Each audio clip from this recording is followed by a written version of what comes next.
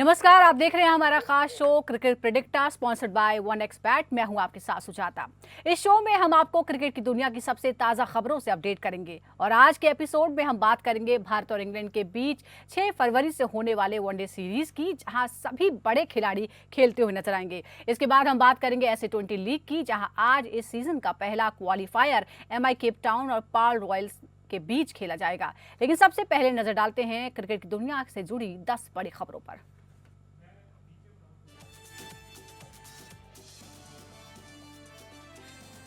Rajasthan Royals के कप्तान संजू सैमसन उंगली में चोट के कारण अगले 5 से 6 हफ्तों तक क्रिकेट से बाहर रहेंगे। उनकी IPL में वापसी को लेकर सस्पेंस बरकरार है।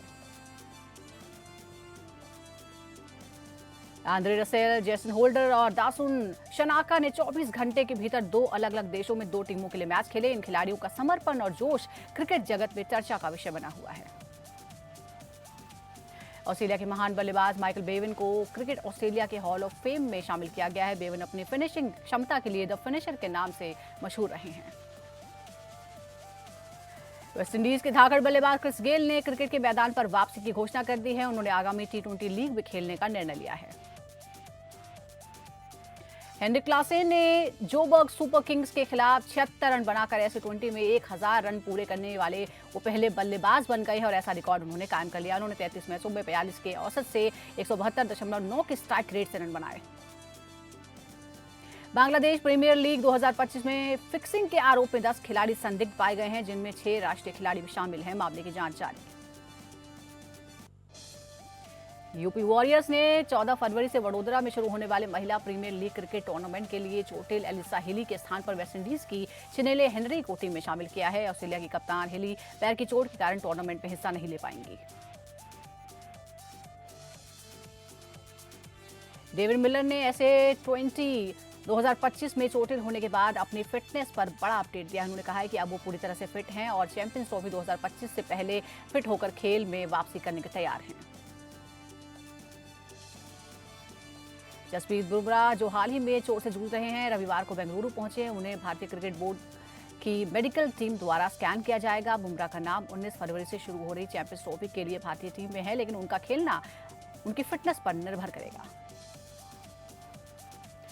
और ICC चैंपियंस ट्रॉफी 2025 में भारत और पाकिस्तान के बीच ब्लॉकबस्टर मुकाबले का टिकट 1 घंटे में ही सोल्ड आउट हो गया।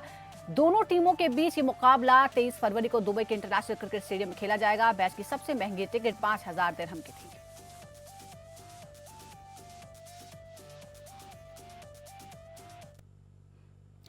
और अब बात भारत और इंग्लैंड के बीच वनडे सीरीज की करते हैं, जो 6 फरवरी से शुरू होने वाला है। 5 T20 मैचों की सीरीज में भारत ने 4-1 से जीत दर्ज की थी। T20 सीरीज में शानदार जीत के बाद अब भारत की नजरें 3 वनडे सीरीज पर है। ये वनडे सीरीज चैंपियंस ट्रॉफी के लिए टीम की तैयारी के लिए महत्वपूर्ण है। चैंपियंस ट्रॉफी वाली टीम ही इंग्लैंड के खिलाफ अपना दम दिखाएगी। रोहित शर्मा की टीम तैयार है। 2024 में मैन इन ब्लू ने सिर्फ 3 वनडे मैचेस खेले हैं, जिसमें से 1 में वो बराबरी पर रहे और 2 में हारे। उन्होंने आखिरी बार 2023 वनडे विश्व कप सेमीफाइनल में न्यूजीलैंड पर जीत के रूप में वनडे मैच जीता था। हालांकि रोहित शर्मा और उनकी टीम अतीत को भूलकर इस महीने के अंत में होने वाली ICC चैंपियंस ट्रॉफी 2025 के लिए दुबई जाने से पहले इंग्लैंड के खिलाफ सीरीज में अपना खोया आत्मविश्वास हासिल करने का लक्ष्य लेकर रखेगी। तो चलिए इस पर हम बात करते हैं और चर्चा करते हैं। हमारे 3 खास क्रिकेट एक्सपर्ट्स हमारे साथ जुड़ गए हैं। इस वक्त हमारे साथ स्टूडियो में मौजूद हैं क्रिकेट प्रेडिक्टर के फाउंडर सुनील यशकालरा, साथ ही हमारे साथ फॉर्मर क्रिकेटर नोएल डेविड हैं और साथ ही स्पोर्ट्स जर्नलिस्ट हमारे साथ हैं ताउस रिजवी। सबसे पहले सुनील, मैं आपसे जानना चाहूंगी, इंग्लैंड के खिलाफ जिस तरह की T20 सीरीज में शानदार जीत हमने हासिल की है, लेकिन वो युवा टीम थी, युवा जोश था। क्या आपको लगता है कि उससे ऐसा मोरल बूस्ट हुआ है जिसकी वजह से जो हमारे सीनियर खिलाड़ी हैं वो भी कुछ ऐसा ही करेंगे? देखिए, सीनियर खिलाड़ी को पिछले 1 हफ्ते में काफ़ी ज़्यादा डंडे पड़े हैं और जिस तरह से उन्होंने रणजी में खेला है, अपना आप को वहाँ पे चले भी हैं, गिरे भी हैं और डगमगा के वापस जब वो टीम में वापस आते हैं तो उनके ऊपर एक एडेड प्रेशर है। एडेड प्रेशर हमेशा एक अच्छी चीज़ होती है। नोल आपको बताएंगे कि बड़े बड़े प्लेयर्स के ऊपर जितना प्रेशर होता है वो उतना अच्छा खेलते हैं। ये देखिए, बात अभी इंग्लैंड के टूर्नामेंट की नहीं है, ये एक इंग्लैंड की सीरीज़ की नहीं है, एक बात चल रही है अब चैंपियंस ट्रॉफी का। तो अगर ये मुकम्मल तरीके से ये खेलें, अपनी परफॉर्मेंस अपने टॉप पीक पे दें, तो हमें एक बहुत अच्छा ये लय और बिल्कुल एक अच्छी रिदम लगेगी going towards the champions trophy. But इसको हमको सिर्फ एक सीरीज नहीं बट एक प्रिपरेटरी कैंप देखना चाहिए चैंपियंस ट्रॉफी। लेकिन जो आपने प्रिपरेशन की बात की तो सवाल ये भी है कि जब चैंपियंस ट्रॉफी में कुछ ही दिन बचे हों तो ऐसे में 5 T20 मैचों की सीरीज हो, जबकि जो वनडे मुकाबले हैं वो सिर्फ 3 होंगे। नोएल, आपको क्या लगता है अगर हम चैंपियंस ट्रॉफी, क्योंकि वो वनडे मुकाबले होंगे, उससे पहले अगर हमें कोई सीरीज खेलनी थी तो आपको नहीं लगता कि उसमें अगर वनडेज ज्यादा होते तो शायद हमारी ज्यादा परख हो पाती, लेकिन हम 5 T20 खेलेंगे और सिर्फ 3 वनडेज। Yeah, you're correct. अगर 5 वनडे सीरीज के रहते I think it would been काफी अच्छी इंटरेस्टिंग रहती थी। 3 T20s बट ये बीसीसीआई ने आईसीसी शेड्यूल बनाती है प्रिपेयर टूर की, तो I don't think we can not do anything. But एक अच्छी प्रिपरेशन, जैसा सुनील कहा कि प्रिपरेटरी कैंप है, एक प्रिपरेशन है, एक स्टेपिंग है। आप चैंपियंस ट्रॉफी से पहले आप एक सीरीज खेल रहे हैं, वो भी इंग्लैंड से, जो इंग्लैंड आपको मिलेगा वो राउंड्स में आपको चैंपियंस ट्रॉफी में। I think it is a good idea that you're playing 3 games, short 3 games, आप प्रिपेयर हो रहे हैं, then you're going into champions trophy. एक कॉन्फिडेंस लेवल बढ़ती है जब एक सीरीज जीत के आप चैंपियंस ट्रॉफी के लिए जा रहे हैं। प्लेयर्स की परफॉर्मेंस भी काउंट होती है, एंड देन आप मोस्ट की इम्पोर्टेंट है कि आप शमी को देखना है। अब they will be looking forward Shami के लिए, क्योंकि शमी काफी सारा आफ्टर दी वर्ल्ड कप के बाद आप वनडे मैचेस खेल रहे हैं, आप ड्यूरेशन जितने देर आप 50 ओवर आप फील्ड पे रहेंगे, ये सब देखा जाएगा शमी का फिटनेस पे। And that's a good idea actually before the champions trophy.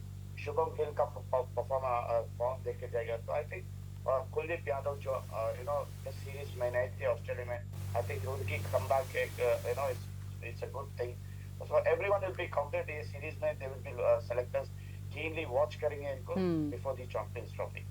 बिल्कुल, लेकिन अगर हम एक बार ये भी देख लें कि अभी तक जो मुकाबले हुए उनमें कौन किस पर भारी पड़ा है, तो कुल मिलाकर 107 मैच खेले गए हैं भारत और इंग्लैंड के बीच, जिसमें भारत ने 58 जीते हैं जबकि इंग्लैंड जीता है 44 मैच और टाई हो गए हैं 2 मैच। और साथ ही जो टीम जिसका जिक्र भी आपने किया है उसमें जो युवाओं और सीनियर खिलाड़ियों उनका कॉम्बिनेशन लग रहा है। तो ताउस, आप ये भी हम आपसे समझना चाहेंगे, जैसा हमने कहा कि पिछले साल टीम ने बहुत ज़्यादा वनडेज नहीं खेले हैं, ऐसे में चैंपियंस ट्रॉफी से बिल्कुल पहले, और जिस तरह से सुनील ने बताया कि पिछले दिनों जो कुछ हुआ है उसकी वजह से एक दबाव भी है और अच्छा परफॉर्म करने का कंपटीशन भी है, तो चैंपियंस ट्रॉफी भारत की तैयारियों के लिए कितना महत्वपूर्ण आप मानते हैं?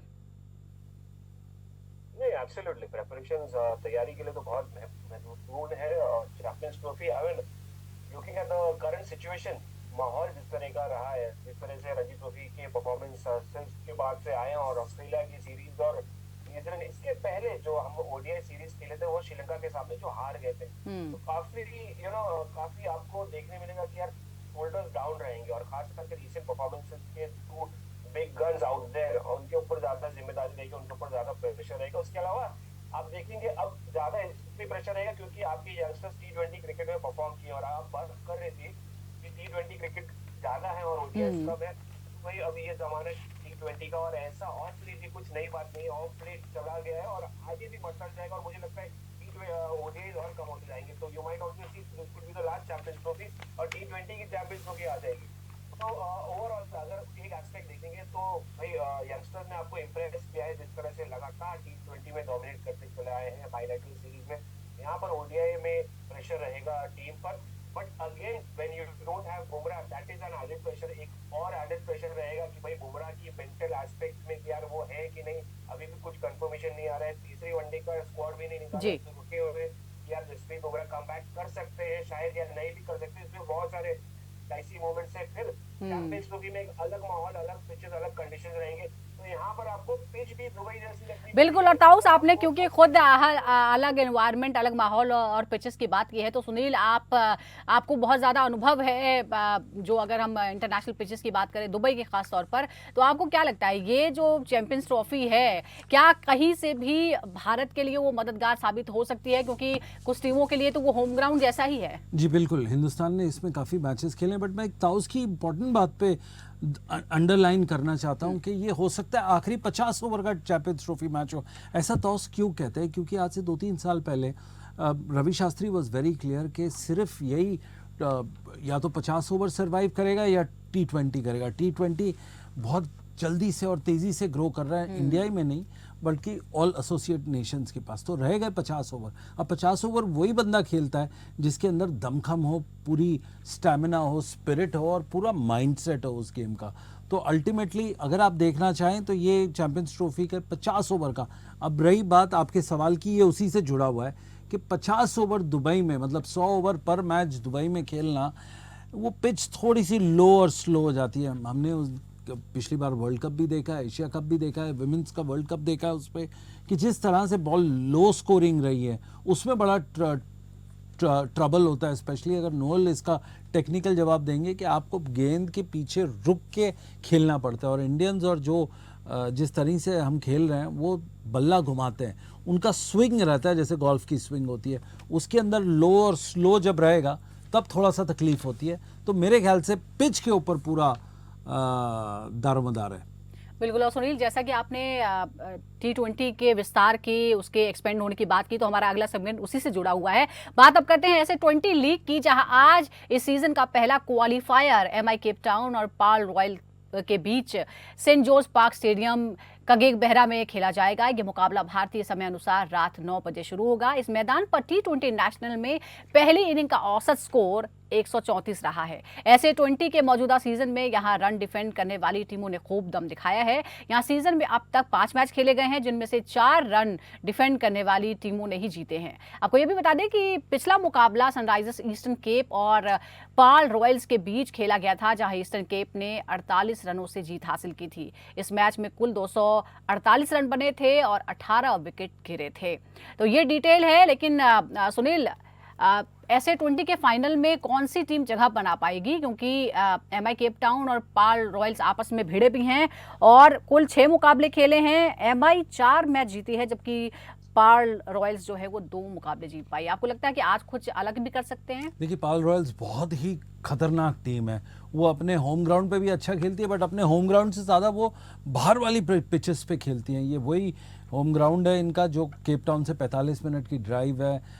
इनके ऊपर आपको पता होना चाहिए कि राजस्थान रॉयल्स का हाथ है। ये उनकी पाल पिंक टीम है जो बेसिक बुनियादी तौर से उन्हीं के स्टाइल से खेलती है, लो रन देती है और आराम से स्ट्रोक्स बना के गेम खेलती है। तो टेक्निकली मुझे लगता है कि पाल रॉयल्स मेरा पर्सनल फेवरेट ग्राउंड भी है, दुनिया का सबसे खूबसूरत ग्राउंड। उसके बाद जब ये क्रबैखा खेलेंगे जहाँ पे आज ये मैच हो रहा है, ये लो टर्निंग पिच होती है, लो स्कोरिंग पिच होती है, हवा बड़ी तेज़ चलती है उसके अंदर। तो उसमें वही बॉलर्स कामयाब होते हैं जो विकेट टू विकेट और हवा में सिर्फ बॉल डालते हैं, उनका ज़्यादा इसमें कामयाबी मिलती है उसको। बिल्कुल। और ताउस, जैसा कि हमने रिकॉर्ड में देखा है, तो ये जहां पे ये मुकाबला होने वाला है, 5 मैचों में से 4 मैच वो टीम जीती है जो डिफेंड कर रही थी। तो आपको लगता है कि टॉस बहुत इंपॉर्टेंट होने वाला है आज के मैच के लिए?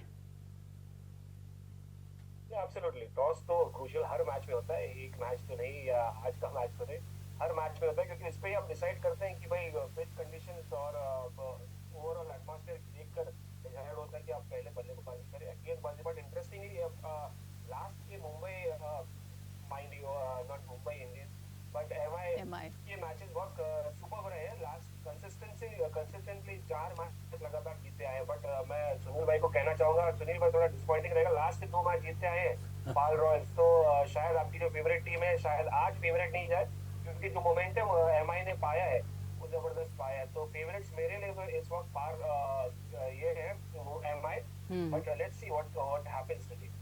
और पाल रॉयल्स में एक ऐसा चेहरा भी है जो भारतीयों के लिए जो है जाला पहचाना है। सुनील, दिनेश कार्तिक के बारे में क्या कहेंगे? आपको लगता है कि यहाँ पाल रॉयल्स की जो भी परफॉर्मेंस होगी उसमें दिनेश कार्तिक की अहम भूमिका होने वाली है? बहुत इंपॉर्टेंट है। वो चाहे माइक लेके खड़ा हो या डगआउट में बैठा हो या वहाँ पे गिरा हो। इंसिडेंटली मैं दिनेश कार्तिक से मिला था बिफोर, जब टीम रवाना हुई अबू धाबी T10 के लिए, उसके बाद यहाँ के लिए। तो दिनेश कार्तिक बहुत एक्साइटेड रहे थे और ये बहुत बड़ी हिस्टोरिकल चीज़ है कि इंडिया का एक प्लेयर जो अभी रिसेंटली रिटायर करा है वो SA20 में खेल रहा है। उसका मतलब एक बहुत बड़ा वो है कि तवज्जो दी जा रही है SA20 को, आप ऊपर गेम करें। सारी 6 की 6 जो उनके ओनर्स हैं वो सारे आपके IPL के ओनर्स हैं। और रही बात फैंस की या जर्नलिस्ट की या फैंस की बात कर लेते हैं। हमारे तीनों में से बैठे तो तौस रिजवी हैं मुंबई के, मुंबई कर रहे हैं, तो तभी फेवरेट उनकी टीम है एमआई, बट कहीं ना कहीं हैदराबाद सनराइजर्स वाली जो टीम है, जो हमारे दोस्त हैं नोल डेविड हैदराबाद वाले, वो टीम ने पिछली बार भी कारनामा बहुत अच्छा किया था। पर ले दे के आज बात रही है रॉयल्स की और एमआई की, तो मुझे लगता है मैं फिर भी रॉयल्स को ही साथ दूंगा स्टैटिस्टिक्स को छोड़ के। चलिए, बहुत बहुत शुक्रिया आपका सुनील, नोएल और ताऊ साहब का भी बहुत बहुत शुक्रिया। तो फिलहाल क्रिकेट प्रेडिक्टर में फिलहाल आज के लिए इतना ही। अगले एपिसोड में फिर नए क्रिकेट अपडेट के साथ आपसे मुलाकात करेंगे। तब तक के लिए आप बने रहिए हमारे साथ। नमस्कार।